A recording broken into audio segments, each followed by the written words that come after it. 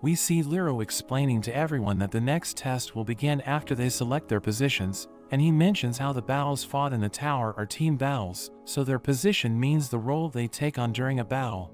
There are 5 basic positions, with the first one being the fisherman, who specializes in close quarters combat.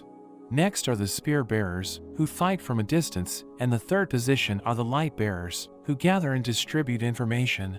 The fourth category are the scouts, who investigate the enemy's movement, and the final position are the wave controllers, who use Shinsu to control the battle. Liro explains that they will have to study the positions they're assigned to, and depending on their performance, they may be chosen to fulfill certain positions. Kun wonders what will happen to the people who got hurt, and Liro says it's their own fault for getting injured.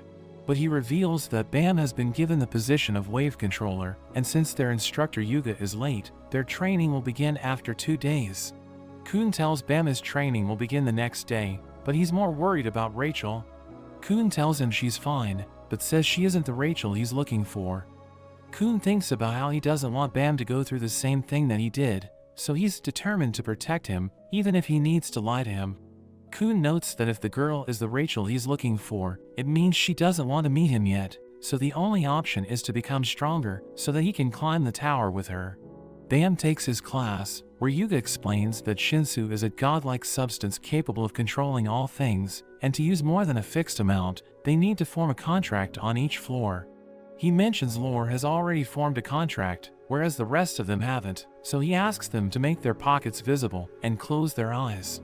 He tells them to command the pocket, and as Bam follows his instructions, he sees a giant monster asking him if he wants to form a contract. The monster accepts his request, but mentions that for Bam, it's a shackle rather than a contract.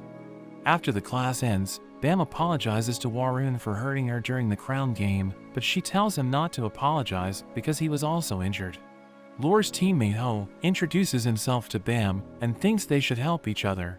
Bam is amazed he isn't tired at all after making a contract, so Ho mentions he has been training, but when he gets to his room afterwards, we see that he's exhausted.